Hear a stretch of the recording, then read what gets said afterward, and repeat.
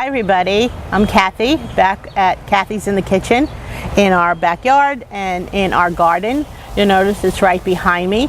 The structure around it is something that my husband built because we have quite a few times during the year deer coming into the backyard on a fairly regular basis. So we wanted to keep them away from the garden itself. Most of the garden right now is herbs that I've planted that I use in cooking, but some of it are plants, peppers and snap peas and tomatoes that we're going to be hopefully addressing in later issues. Come on in. Today we're going to be dealing with basil. I have to give my basil plant a trim, and or as I like to call it, a little haircut. And the reason we're doing that is it's really gotten overgrown, and for it to continue to grow and prosper, it does need to be trimmed down a bit. Basil, you need to trim just above where there's an intersection, and that will keep it growing. In the beginning, when you want them to grow more full, there's this little bit at the top, this little tiny bit, and what you do is you pinch it back, and pinching it back helps there to be a fuller growth underneath, so it's not kind of scraggly. That little bit that you pinch off, if there's enough, you can definitely keep it and put it in your pile of basil. Yeah, these are definitely good for a trim. See, this one hasn't been trimmed. I've missed a few days, and you can see this bud that's at the top that doesn't really belong there. We can get a better view of it here.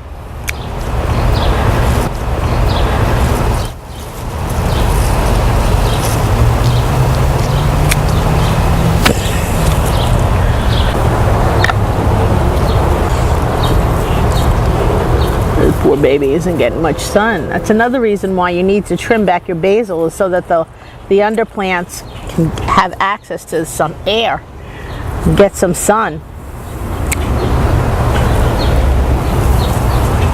I think we're good for now. I'm going to let these guys keep growing. I'll be back in the garden a little bit later in the show, and you'll see that I'm going to be taking down we have beautiful oregano. I don't know if you've really been able to see this beautiful spread over here is all oregano, and it does quite nicely here, and thyme, and also rosemary, all things which are really great in the kitchen. I'll see you inside.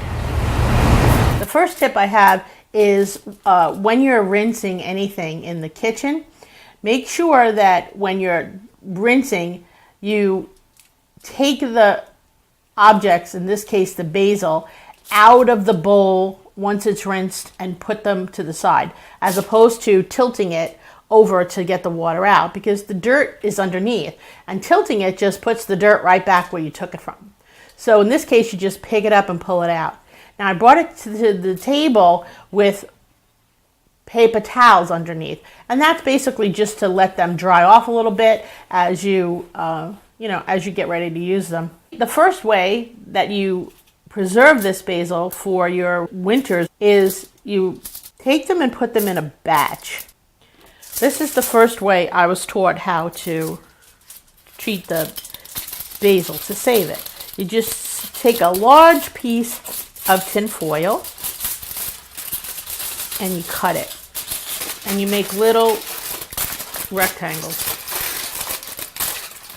Now you count out 6 pieces of basil, the larger ones. If they're smaller, you can use smaller ones, but you need more of them, obviously. Now, the reason we pick 6 is because usually that's how many pieces of basil you use in a traditional marinara sauce. And I guess that's really, part and parcel to why I'm doing this, because this is the way I was taught. There's no reason you have to do 6. If that's not what you're using your basil for, you can do any amount you want in the packet. This magic number just stuck with me because that's how I learned, and that's what I do. I use 1 packet for every can of sauce that I'm putting in my marinara. Now obviously that works out pretty straightforward. If I'm using 1 can, I take 1 pack out of the freezer. See, I'm folding it. I make a nice little packet out of it. Push it down. Put it to the side, and then I continued.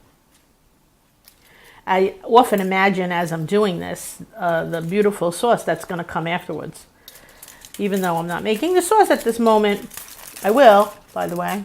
I will be doing the sauce for one of the segments. It is the most requested recipe by far. Now, what I want to follow up with real quick is just imagine that this whole bowl has been done and you have like 20 packets or so, however many you end up with. Just take a plastic bag, you put them all in the plastic bag, and you put them in the freezer. Of course, you seal it in. And then whenever you need to, you just open the bag, take out as many cans, one per can, and then you're off and running for a beautiful marinara sauce, or whatever you choose to use the basil sauce. Now we're going to work on preserving the basil another way. This is just basically putting it in your food processor. Try not to get the stems in. There's nothing really wrong with them, but I mean they don't taste bad or anything. It's just that they don't pulse as well as they could. So again, I'm not going to go through this whole bowl right now, but which I will later. But right now, for our purposes, we're just gonna. There's two settings: chop and grind. I like to alternate between the two. I really just want a rough chop, but ultimately, what happens is the chop sends it in one direction, and the grind sends it in the other. So for a little bit, I try to do both. All right, now we're going to just chop it, and you push several times on it's called pulsing. Now this isn't doing the job I want it to do, so I'm going to have it go in the other direction real quick.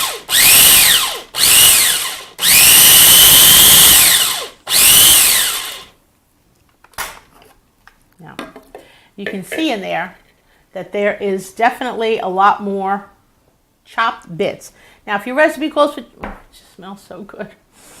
Your recipe calls for chopped basil.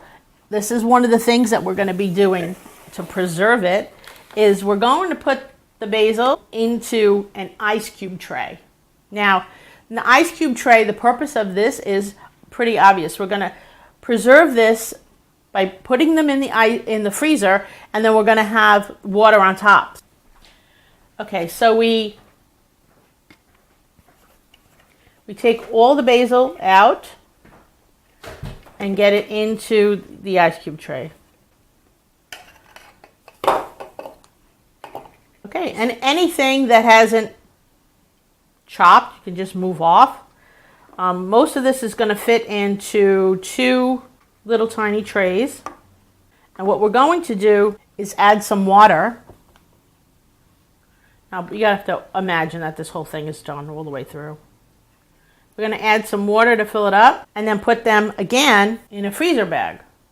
We're putting it in the bag to put it in the freezer, and the reason we're doing this is so that the smells of whatever is possibly in your freezer, hopefully it's not that bad, doesn't get into the trays, doesn't get on the. There are some beautiful trays now that have tops. I don't happen to have one as yet, but it's on my wish list. I'm going to get it hopefully in my stocking for Christmas. But you cover it up just so that it doesn't get any of the smells from the freezer. And you put this whole thing in the freezer. When it's frozen, you break it up the way you would normally ice cubes. Those of you who remember needing to use ice cubes in from the tray and not just from your freezer door. And you put them back in the very same bag you took them in. So this way, whenever you need a tablespoon of basil, each one of these represents a tablespoon of basil. And the water will melt right out. As soon as you put it in whatever you want, whether it's sauce or whatever recipe you're using, the water will just melt. And you're fine. Some people also use olive oil to do this, but then you have to be very careful where you're putting it. You wouldn't put a hunk of olive oil and basil in a soup maybe that you were making. You want to make sure. That's why I like to use the water, because it doesn't really matter what recipe I'm putting it in. Okay, so there you have it. 2 ways to freeze basil.